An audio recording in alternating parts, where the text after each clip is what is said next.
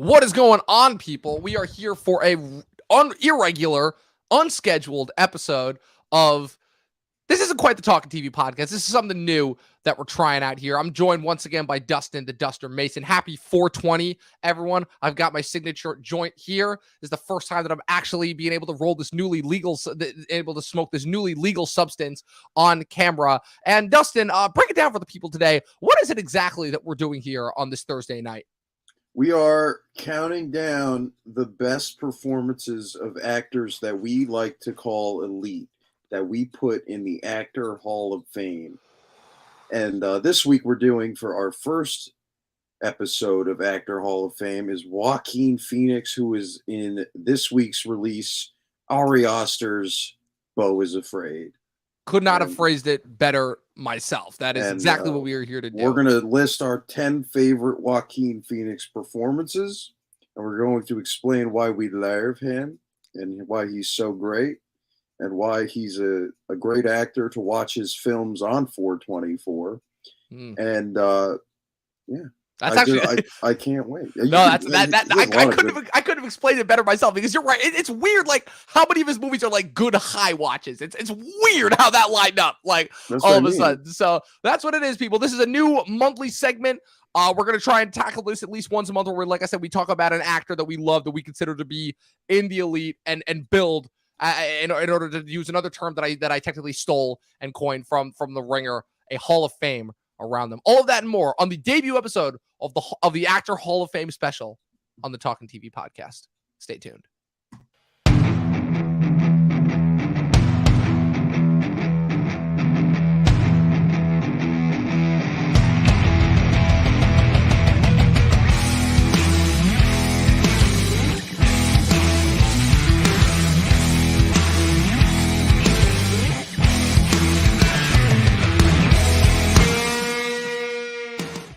What's going on, Dustin? Happy to have you back, man.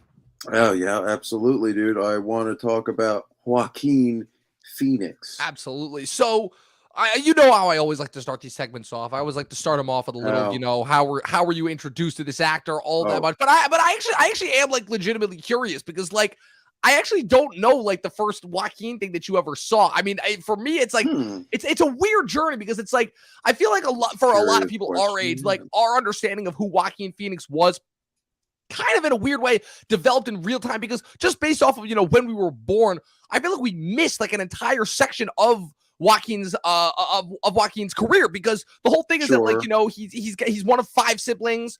They've all got names, like they're named after like different things from nature. For Puerto Ricans, it's like he's originally Leaf Phoenix when he first starts in Hollywood.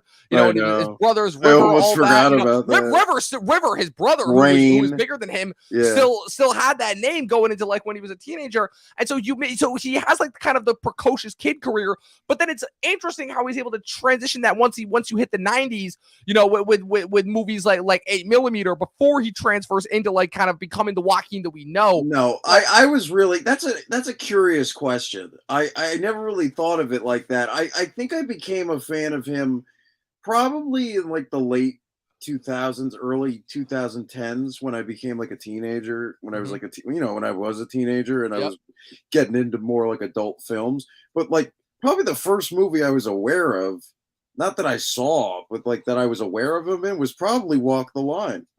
Interesting. It was probably Walk the Line, because he was getting the most attention for it. It was probably his biggest role at that point in his career, and he got an Oscar nomination for it. And I'm pretty sure I predicted him to win that night. Really? I got that wrong, but I got Crash right, because I did, because not because I had any idea what the movie was even about. I just liked that title. You know what? That's 8-year-old me for you. Well, listen, you know what's funny about that? Yeah. What's funny about that is I wouldn't be surprised if a lot of Academy voters at the time, who we all know the Academy is notorious for not actually watching or caring about the movies that are nominated. It wouldn't surprise me at all if that's why the movie won Best Picture, because people just saw Crash, like checkmark immediately. No, that would be cool if that's why they gave it to it, because the title is just cool. Sure. But that even being the title of that movie is like crazy. I rewatched that like 2 months ago. I don't know why I rewatch that movie every now and then. Yeah. I have the same feelings I've always had about that movie. I don't even hate it. I just think it's just fine. a disastrous, like ill-advised mess. Yeah. It's like just well-intentioned, but it's also super cynical in like an unintentional way that's hilarious. Yeah. But anyway, Joaquin's always been reclusive. That's the thing. So I guess like the next time he was really in the news was probably the Letterman thing. Right. When he went on Letterman. Kickoff of I'm Not There, right? Yeah, I'm still here. I keep fucking that up. I keep screwing that title up. If we're gonna just, gently roll into my top 10, that would be my number 10. Just because it's technically a performance if you ask Joaquin Phoenix, because even though it's a kind of a documentary, Casey Affleck directed it, and that's where he got canceled because he allegedly assaulted a girl, with sexual harassment or something. Right. Canceled and then won an Oscar like 5 years. No, he was starting to get canceled, then won the Oscar, then got canceled. Yeah. Go watch the video of him winning the Oscar for that, and look at Brie Larson. Yeah, not a fan of him. Yeah, but anyway, it is kind of a performance because this is apparently, if you're aware of Joaquin going on Letterman and losing, apparently losing his shit, which it seemed real at the time. I remember when that happened, like in 2010, 2009, around that time. And I remember watching the YouTube clip for that over and over again, thinking this dude's cool. And I always thought Letterman was kind of douchey at that time, so I always thought Joaquin was cool. It was kind of embarrassing in retrospect because he was trying to become like a rapper, but I think it's a fearless character piece. I think it's something Shia LaBeouf always wanted to do but never did, and it's kind of cool that Joaquin made it, as embarrassing as as it may be for Joaquin and especially Casey Affleck. Yeah, it's weird because like I this is one of the few instances where I don't actually consciously remember when an actor became like well known to me. Yeah, like as that person, because like I'd watched Joaquin as a few things when I was a kid. Brother Bear obviously has a big Disney movie, big influence. Watched that a ton of times as a kid. Watched Space Camp at least a couple times. Didn't realize that's who he was. Weirdly enough, I think it was around the time when I watched Indiana Jones and the Last Crusade.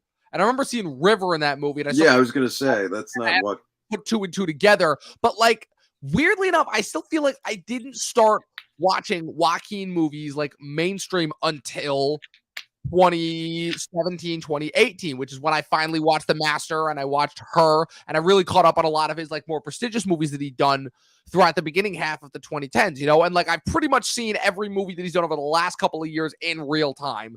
That being, You Were Never Really Here, Joker, Come On, and now is what's coming out as I'm seeing this coming weekend, Beau Is Afraid.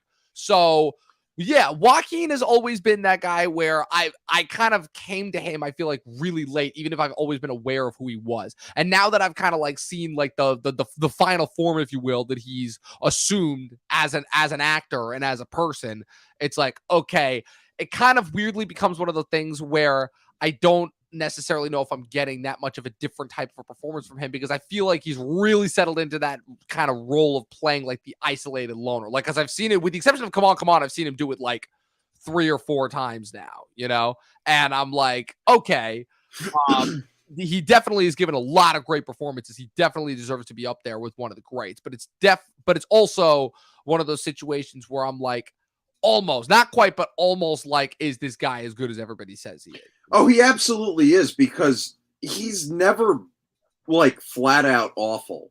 The worst performance he's ever given, in my opinion, and it's just one that didn't work, probably because of the direction, is Oliver Stone's U-Turn. And you probably didn't see that, but like, I've not seen it.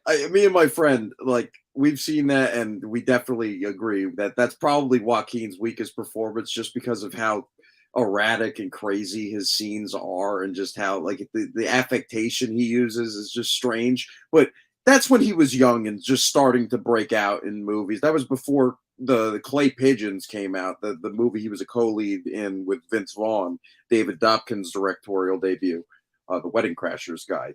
So that's another blind spot I have to get to for Joaquin. But he's always good. He's always good, if not great. and that's what makes him elite, in my opinion. Yeah. And we'll get into it more into this list. What is your number 10? Yeah, my number 10. So this is probably going to come as a shock to a lot of people because the truth is that as good as Joaquin is, I've only got 13 movies on my letterbox from him. So naturally that kind of ruled out like a few. So by kind of default, this is my default choice, and I usually don't make these for lists of any kind. My number 10 is Joker.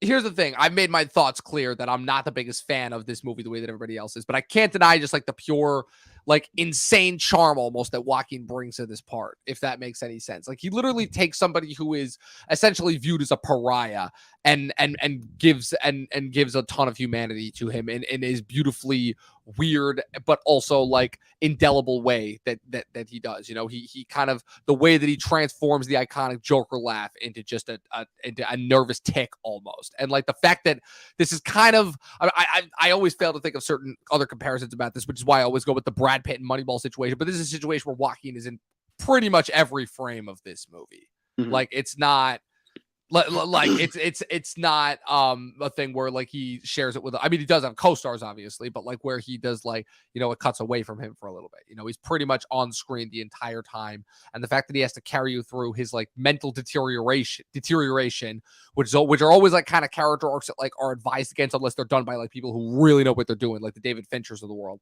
But Todd Phillips, I will say this, that even though I still think the movie itself is a blatant and shameless ripoff of King of Comedy and Taxi Driver, that I don't think adds enough of its own spin. I still think the look of the film is insane. It's unlike anything that Phillips has shot before.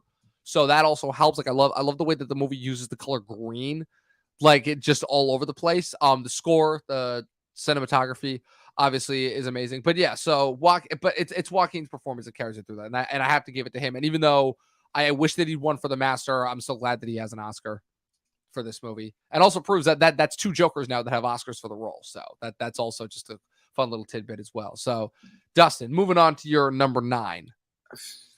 Well, actually 4 Jokers have Oscars, but only 2 for Well, I'm Joker. talking for the role. Yeah, for the Joker. Yeah, for the role. Yeah. That's crazy. My number 9 is We Own the Night, directed by James Gray. This little crime thriller from the late 2000s, and it's a movie where Joaquin plays like a nightclub manager, and he has to try to save his brother and father from the Russian mafia. And his brother and his father are cops, and they're played by Mark Wahlberg and Robert Duvall. And Joaquin, you know, he's eating Eva Mendes's pussy out in this movie. He's fucking like just on coke and like just he's getting in car chases. It's really well shot, and it's a really cool, different performance for Joaquin. Like you were saying, he's not like a loner in this movie for sure. He knows when to be charismatic and when to be like kind of, you know, sketchy, but like in a different way. That's why I like that he changes things up and shit. I saw this a couple of years ago for the first time. Not bad. And he's really, really good in that. Nice. Solid film. Yeah. So, like I said, moving on to my number 9. Sorry, as I'm just like making these banners now as I'm realizing it. Yeah, it's there's a filmmaker. there is a filmmaker whom I have been growing very fond of lately, as he's one of the few filmmakers whose entire filmography I've pretty much seen, and that is M. Night Shyamalan. And I discovered that I like more Shyamalan movies than I dislike, and I think that the mantra of him getting known as such a bad director is just because I think people don't understand how original his style really is with each one of his movies. And obviously a movie early on that got critically kind of over the years destroyed because of the infamous twist, which in hindsight really doesn't really actually kind of enhances the quality of the movie, you know, because it continues like with the sickening, like twisty nature of it. And surprisingly, to continue off of one of your trains, one of like the most normal performances I've seen Joaquin give is in The Village. So that's my number 9. I appreciate him in this movie. I think he, again, a situation where he carries the movie. His have to like mix between like curiosity and naivete is a really, really hard thing to nail. And he does that extremely well here. His interaction with all the co-stars, and this is a star-studded cast. Like, oh my God. Like the fact that they have Adrian Brody as the village, as the village handicap person is insane. You know, Mm. what's it called? William Hurt, Sigourney Weaver, Brendan Gleeson sitting on the council thing. Michael Pitt is in this for a little bit as well. Jesse Eisenberg. Jesse Yeah. Eisenberg as well. There's a ton of people in this movie. Is Claire Danes in it as well, or no? I'm missing. No, Did you say William Hurt? Yeah, William Hurt. Oh yeah, William Hurt's in Yeah, this. William Hurt. Sigourney Weaver. No, Bryce Dallas Howard. Obviously, she's the lead. But yeah, I think that my problem, Judy Greer? Are you thinking of Judy Greer? That's what I'm thinking of. Yeah. Oh my god, that's what I'm thinking of. How did I get Judy Greer mixed up with Claire Danes? Damn, that's disappointing. I don't know. But yeah, so this is a good one. I quite enjoyed this one. I like the mystery nature of it. That the visuals are really haunting. It really makes the movie feel like a truly like haunted demonic experience until the wool is revealed. And also just the design of those costumes is insane. Like, that's really awesome. And Joaquin's really good in it. So that's my number 9, The Village. It's funny that he's like relatively really normal in M. Night Shyamalan movies. Right? That just shows like what Shyamalan movies are like. Yeah, it's like Shyamalan thinks he should be normal. Mm-hmm. But Mark Wahlberg should be great. Like, yes, like really but Mark weird Wahlberg should be. And you've heard that Wahlberg says that, like, yeah, he was doing an impression. Yeah, he was doing an impression of Shyamalan. That was great. I like that movie. Anyway, number 8. This might be a little low for some people, and I do love this movie. But if we're talking performances, I got to put Spike Jonze's Her at number 8. Sorry. But are you apologizing? That's a great movie. He's very but like everyone like would probably put this in like the top 5 performances for Joaquin.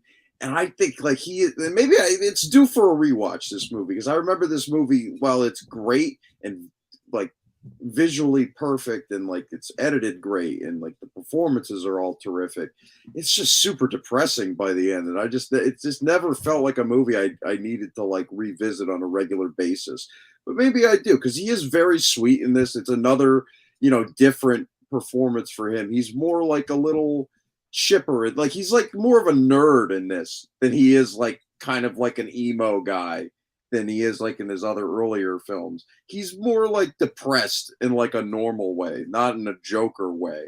And he's like, he's really good, and he has good chemistry with Scarlett Johansson unintentionally, because I think he recorded all of his scenes with Samantha Morton. Poor Samantha Morton. Yeah.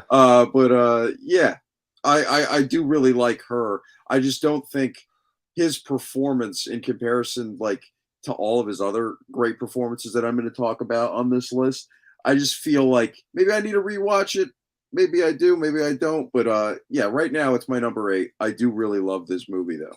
Yeah, you will definitely hear me championing this movie later on in this list. My number 8, director that is arguably probably brought out the best in Joaquin, Paul Thomas Anderson. Number 8 is Inherent Vice. This is a movie that, again, relative to Paul Thomas Anderson's the rest of his film, the vast majority of his other movies, this is one of the weaker ones for me. I do unfortunately feel like this movie's tone and pacing causes it to like meander a bit. But again, another situation where not a fan of the movie, but man, Joaquin carries this thing. It's just kind of this stoned out hippie, but like secretly genius and PI who is tasked to find another missing person, as always happens. It goes on a wild and crazy adventure. I found this kind of like be the originator for movies like Under the Silver Lake, those kind of like dreamlike modern day, just following people just wandering through the city, experiencing life while also stumbling into crazy scenario after crazy scenario. And I still like that Paul Thomas Anderson took a jab at this.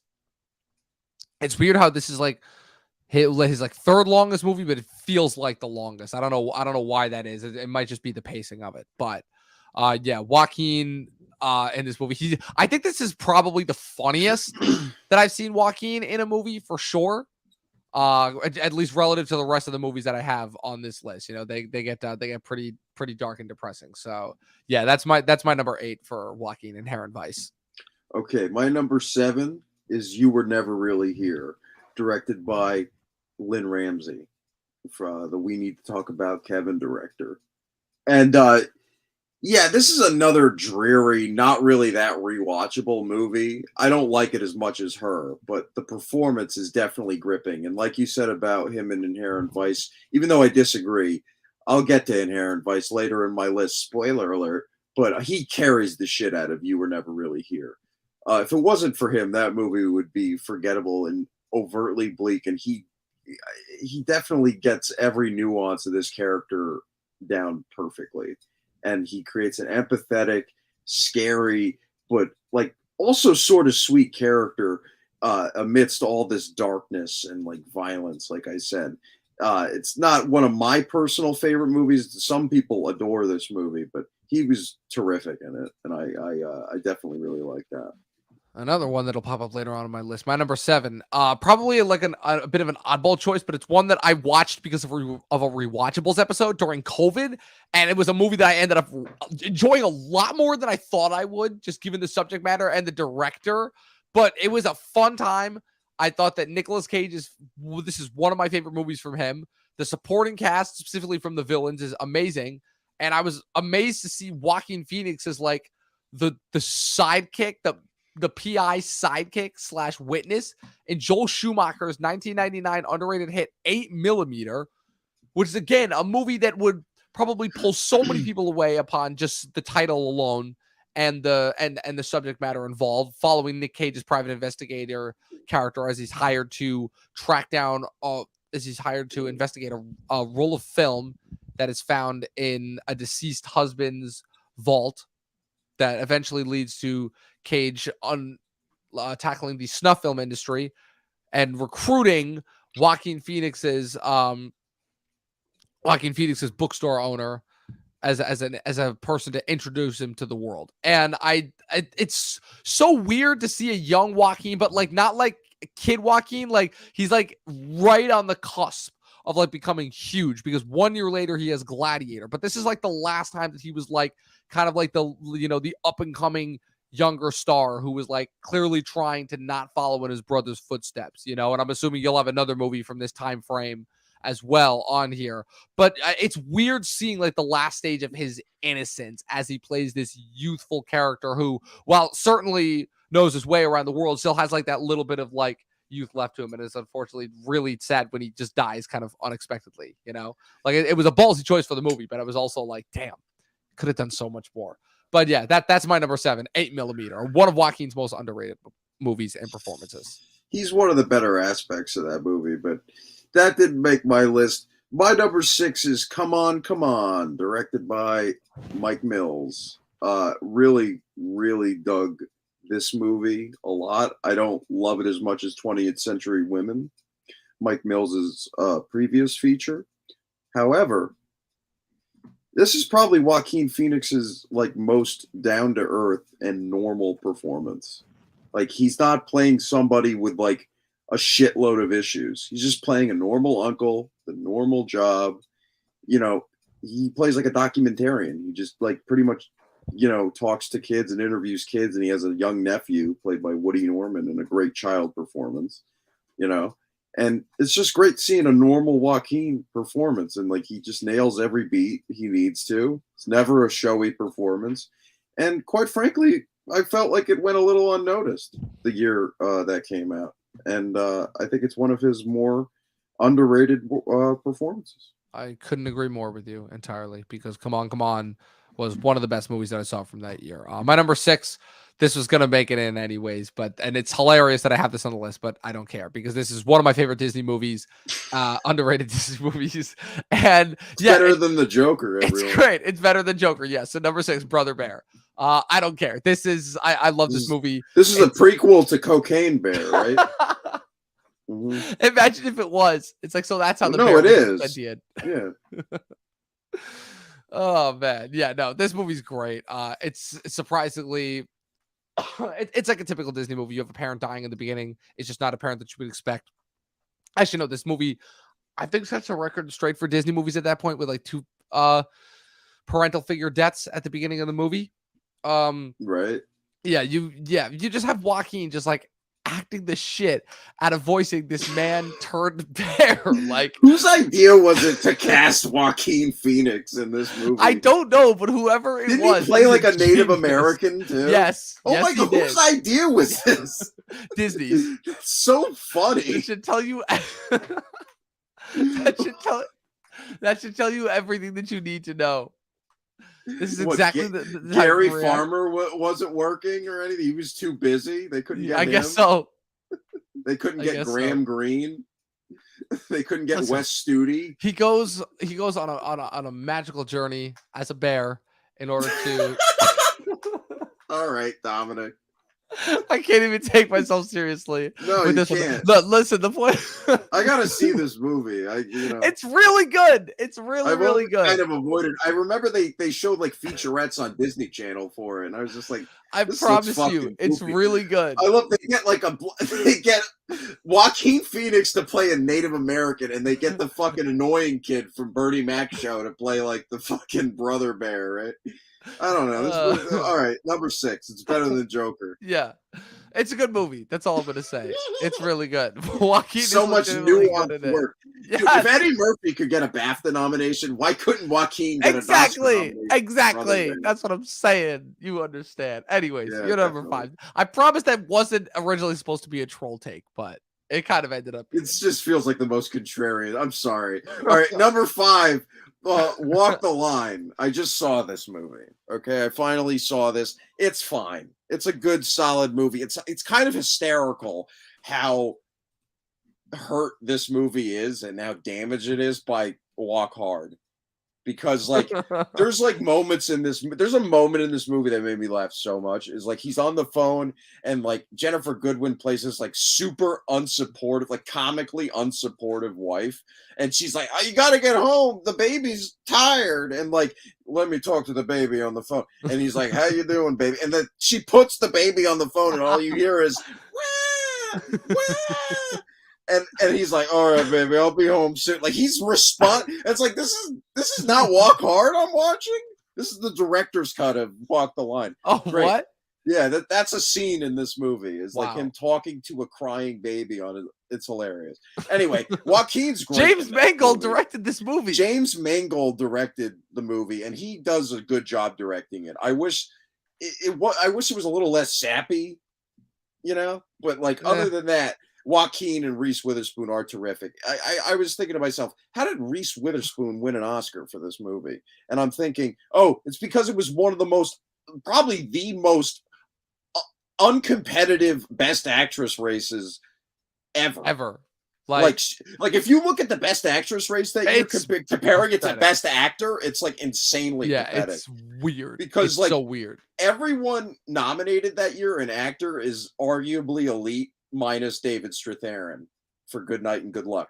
Everyone else, you could make an argument they should win, like Joaquin or Heath Ledger, Philip Seymour Hoffman, who won, and my personal pick, Terrence Howard, for Hustle and Flow, man. Yeah, that's one of the best actor lineups. I know, right? Compared to like one of the worst Best Actress lineups. Yeah, it's who are the nominee? What is that like? It's Felicity Huffman for Transamerica, I think, was probably the runner-up that year. Okay.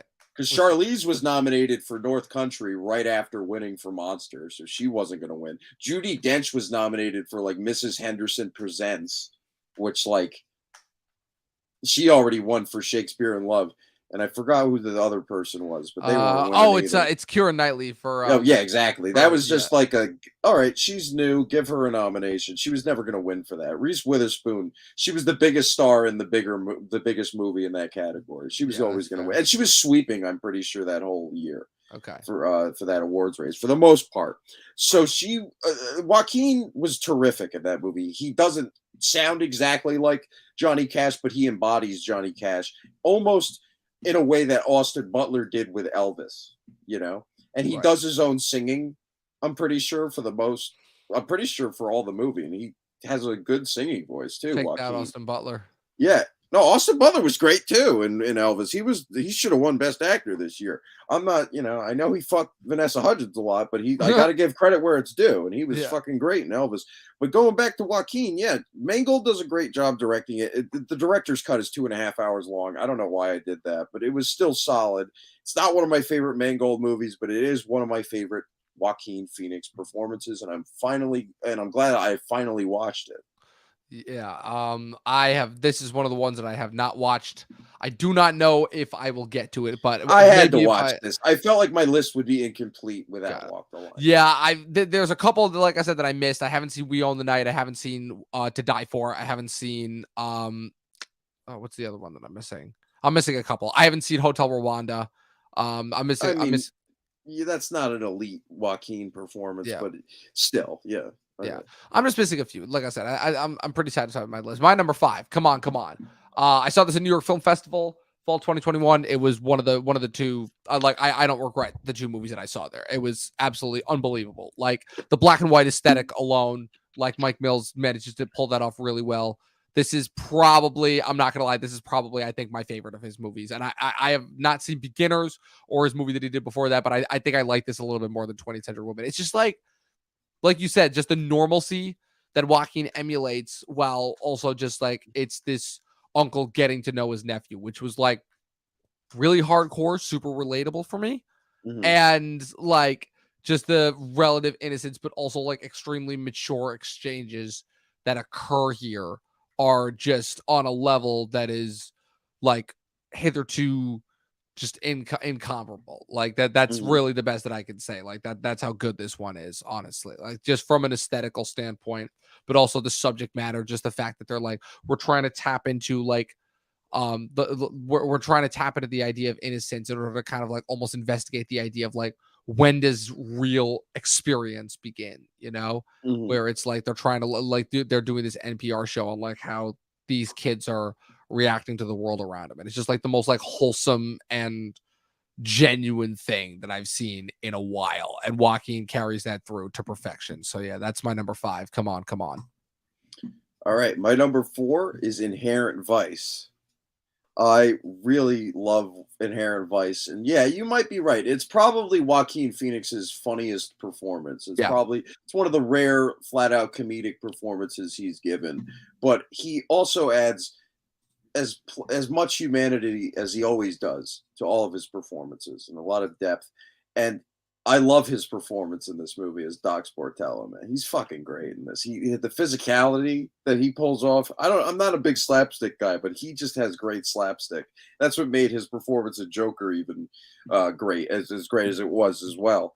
But yeah, I agree. It might be his most Paul Thomas Anderson's most like inconsistently paced film. It might arguably work better as a miniseries. You could watch this movie in parts, but it is a great experience. Like it's a great, well made, stunning film to look at. Great score, great soundtrack, great credits, like just great cast. Like it just has everything you need in a movie. But if we're talking strictly performances, yeah, he carries the hell out of this movie in spite of all the great characters around him. You know, he still holds his own with those people, even when Josh Brolin and Martin Short are chewing scenery and stealing scenes. Like he's still there, right there with Yeah, them, that Martin and Short competent. character, oh my god. Like that was Mhm. that was a next level scene. It was cool, and just Joaquin's, reactions to all these characters are great. Like his reaction to seeing the photo of Jenna Malone when she was an addict, like that was great. Like he's like, ah, it's great. I love that movie. I think it's great. It's really unique. It's inoffensive, in a way that Licorice Pizza was for me, and I think it's probably the most fun Joaquin Phoenix performance there is. Yeah. Couldn't agree with that more, Mhm. honestly. My number 4, You Were Never Really Here. This was a movie that really, really, I think was like, in a weird way, a very pivotal movie. Like I watched this like my first year that I was in college, my second semester, like when I was away as college.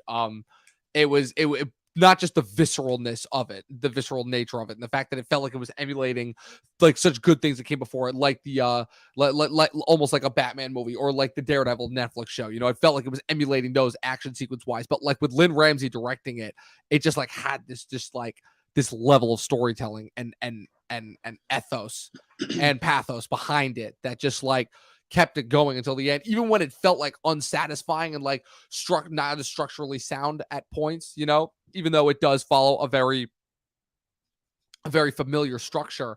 But yeah, this movie just wow, it threw me for a loop. I was like, whoa, I was not expecting that. I was not expecting that type of like action to be shot from that type of angle. I was not expecting that type of visceral scenery and just unflinchingness when it comes to portraying such very uncomfortable subject matter. You know, it's just it's truly spellbinding, and the fact that it got like no recognition is insane because it's not just one of Joaquin's best performances; it's one of the best movies that came out in 2018 in general.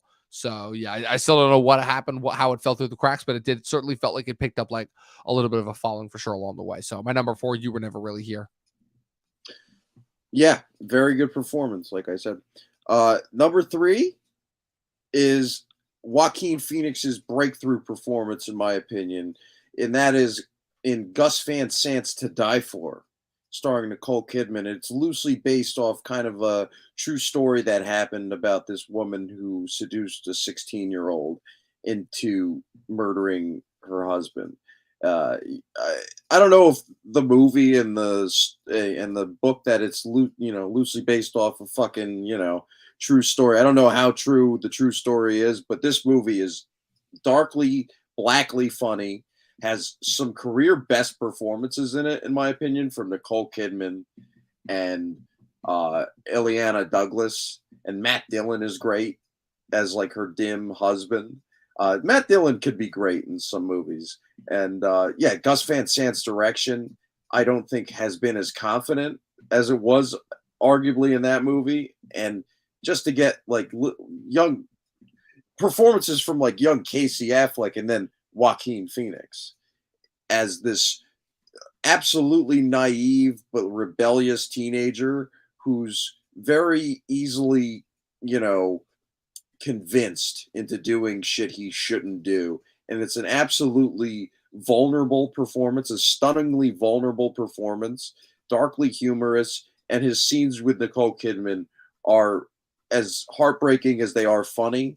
And if you needed any proof that Joaquin Phoenix always had that eliteness in him, go back to his breakthrough performance in To Die For, because Gus Van Sant got that fucking performance out of Joaquin. Yes, absolutely. This is also on the list of movies that I will be watching soon. Number 3, Gladiator. It's an iconic performance. It's in a weird way. This is what announced like Joaquin is like, okay, now I have elevated to the next level. I am at superstar status. And oh man, is he hot shit in this movie for sure? Like he is. Sure, an argument can be he's milking every scene for what it is worth, and he is doing it in the absolute best way possible. To me, he is the star of this movie, not Russell Crowe. Russell Crowe is what carries you through. He's like the main character that you follow, but Joaquin Phoenix, it's like, because just every choice that he's making as an actor, just like from an acting standpoint, is just so interesting and unique and weird. And he like imbues the character with just like this deep insecurity and also this just like hateful loathing that just spirals out. He really is the inspiration for Jack Leeson's portrayal of Joffrey Baratheon on Game of Thrones. It's just pretty obvious that way. He's just awful and lovable in all of the best and worst ways possible. And yeah, it's sure some people say Gladiator is overrated. I still enjoy it. I still think it deserves all the praise and the hype. I still think it's good. And a lot of that is because of Joaquin. So that's my number 3. Yeah, I'm not as hot on Gladiator as everyone else is, but I do acknowledge that he is fantastic. And that's how fantastic he is in this film, is that was my number 11, right before I saw Walk the Line. So I'm sad I couldn't have that on the list. He is the best part of that movie, arguably, and it's a menacing performance. Obviously not my favorite of his, but that movie doesn't have Joaquin Phoenix rapping in front of all of the Coliseum. So, like I'm Still Here has him rapping nonsense to a bunch of people and acting like he's serious about it. I love it. Number 2, sorry, for me is Joker, directed by Todd Phillips. Wow. Sorry, I love Joker. And it's a good movie. I do agree that like maybe the first 45 minutes are typical, but as it keeps going and once it gets past like the Wayne shit, the last 45 to 50 minutes of that movie are arguably perfect. And Joaquin Phoenix, as soon as he's Joker mode, you understand why he won that Oscar that year. And I was a little flabbergasted when he won the Oscar that year. Not because I didn't want him to win or anything. It's just because I just never thought the Academy was going to acknowledge him. Especially, I'll explain that more in detail when I get to my number one. Or I don't know if that's your number one as well, but we'll talk about that when we Yeah. get to it. But he's amazing in this movie. Even though I would have given the Oscar that year to Leonardo DiCaprio for Once Upon a Time in Hollywood. I know that might be a hot take, but like, It's not a hot take. That's probably who I would have given it to as well out of those 5. yeah, but I still love Joaquin. Like that fucking late night segment.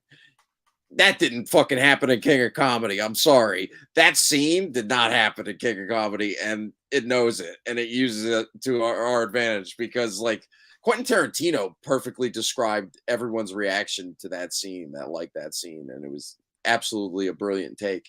Where it's just like in that moment, like you're glad he killed Robert De Niro.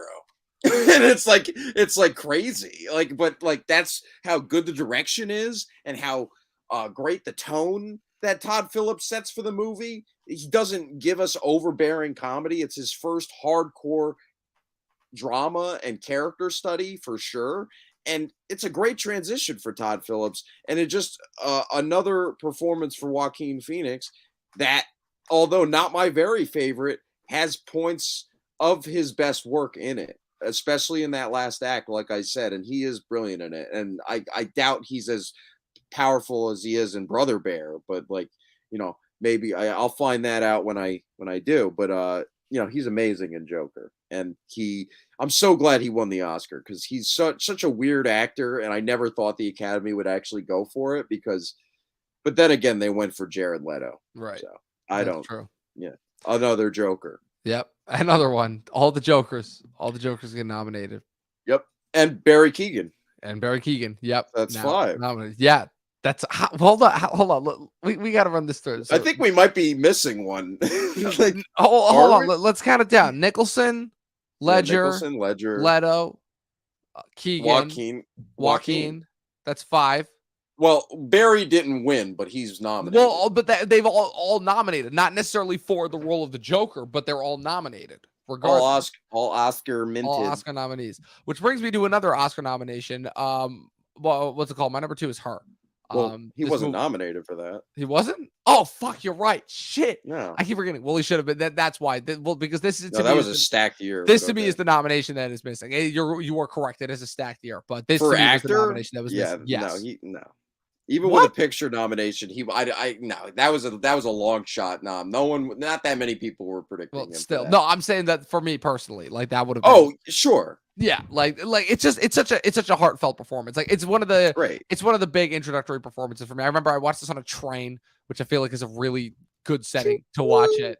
And it's just there's something about like the what's it called the oh my god what's it called the mode that setting sets. A la mode, yeah. Where you're on the move, you're watching the scenery pass you by on the outside, and you're watching this movie about a human falling in love with an AI. It's like now people literally have Chat GPT. I'm just waiting. They have sex dolls. Yeah, and they go in virtual reality and fuck things that aren't there. Right, exactly. And they have like a vibrator on their crotch. It's gotten even crazier now. Yeah, and I like that this movie didn't go into that. Right, this movie didn't go into that. It's just like it's more so about somebody who's just lonely, honestly, and is looking for some sort of companionship and finds it in the unlikeliest of place. And like and then the AI abandons us when they realize we're fucking boring and useless.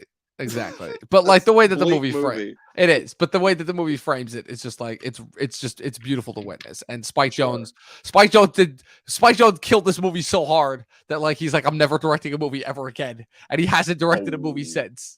I just think he always kind of waits a while. I feel like I don't know. I think this is the longest time that he's waited since between movies. Oh, it has been, but like he waited like 7 years for like in between adaptation and Where the Wild Things Are, I'm pretty sure.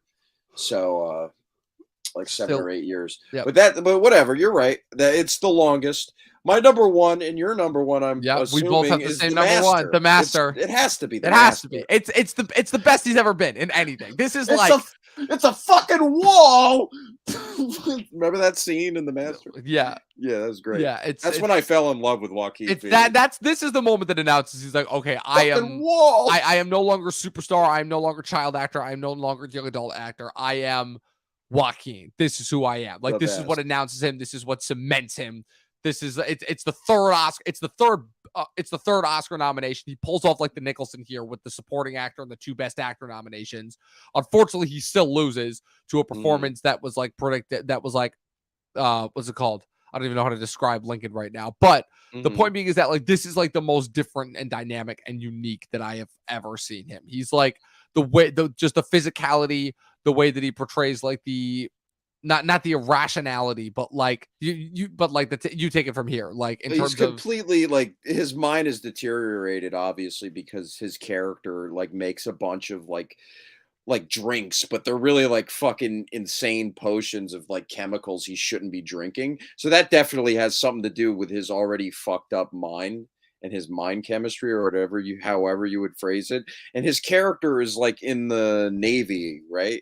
I'm yeah, pretty sure. Yeah, yeah, he's like in the Navy. He's in some branch of the army or whatever.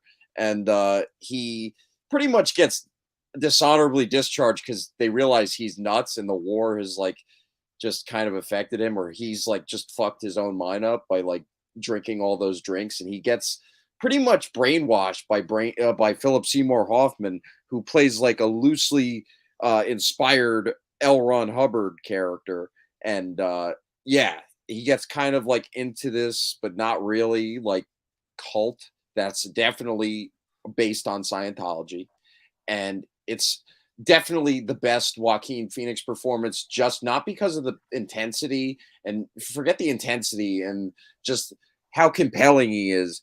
Just for just forget all of that. This is the most chameleonic he's ever been. This is the most he's ever disappeared into a role. This is the most unlike he's ever been himself. He's absolutely disassociated in this movie, and that's for a reason.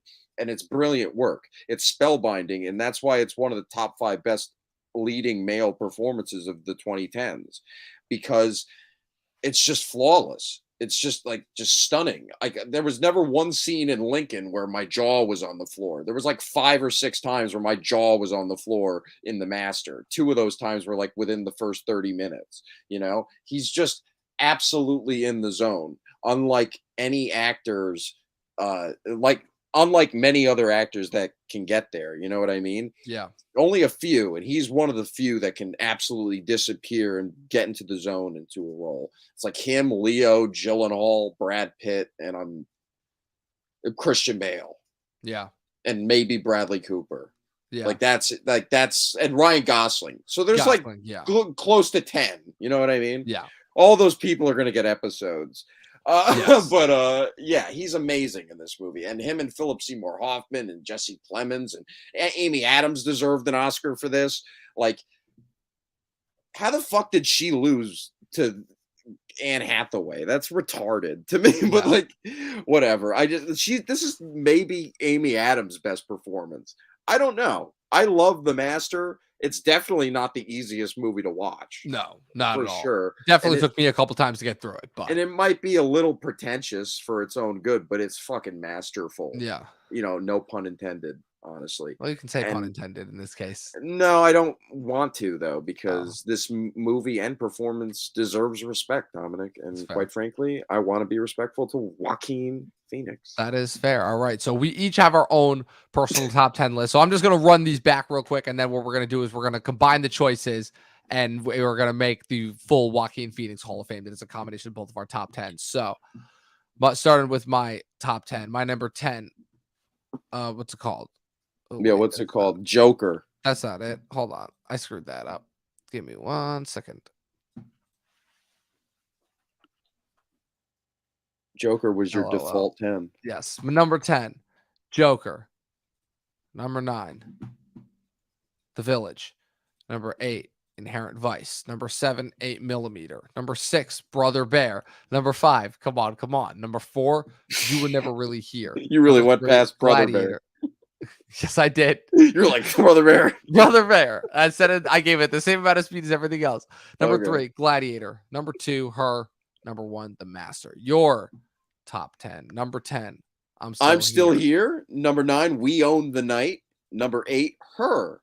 Number 7, You Were Never Really Here, Dad. No, I'm kidding. 6, Come On, Come On. 5, Walk the Line. 4, Inherent Vice, Moto Panakeku. 3, To Die For. 2, Joker, because you fucking deserve it. Number 1, The Master. All right. So I think that we can all agree that the ones that are automatically in, the Master is in, Yeah. Her is in, Mhm. Joker is in, You Were Never Really Here is in, Come On is in, Inherent Vice is in, because those are all of the shared ones. So let me make some adjustments. Take off all of the duplicates. Yeah, so we had like 6. Yeah, 6 in common. So at least 4 spots to fill. So the additional ones that we had We Own the Night, The Village, 8mm, Brother Bear, Walk the Line, To Die For, and And, Gladiator. and I'm Still Here. And I'm Still Here. So we have those 4 to pick from. So we have those. Well, it's more than that. What is that? That was like 5, 6? that was like 6. Okay. So we got to knock 2 out in order to take the last spot. I'm voting for To Die For, and I'm voting for Gladiator. I'm voting for those 2 to stay in.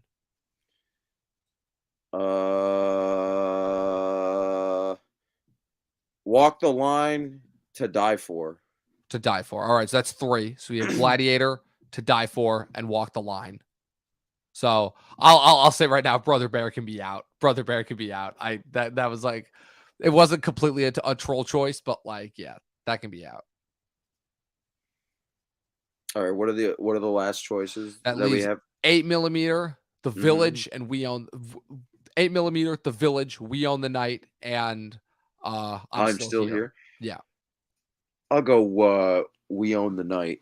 You're gonna go with We Own the Night? Mhm. All right, so The Village is out, 8mm is out, and I'm Still Here is out. So the 10 choices are We Own the Night, Her, Come On, Walk the Line, Inherent Vice, You Were Never Really Here, To Die For, Gladiator, Joker, and The Master.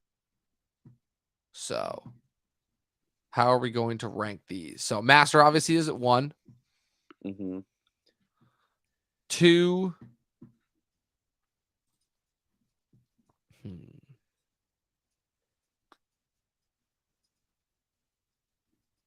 I'd go with Walk the Line for 2 if you want.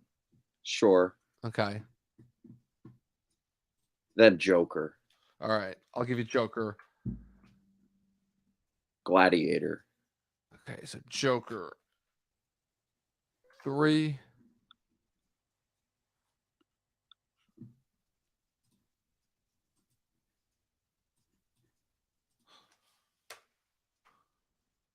Joker 3. Gladiator. Gladiator at 4. Yeah. And To Die For at 5. I want to do Or You Were Never Really Here, or Inherent Vice. Inherent Vice because we both saw it. Yep. So Inherent Vice at 5. Then I'll say You Were Never Really Here at 6. Come On at 7. Or the other way around. Other way around. All right. Come On is at 6. You Were Never Really Here is at 7. All right. That leaves Her. 8 would be to Die For. 9 Her. 10 We Own the Night. All right. So 8. To Die For.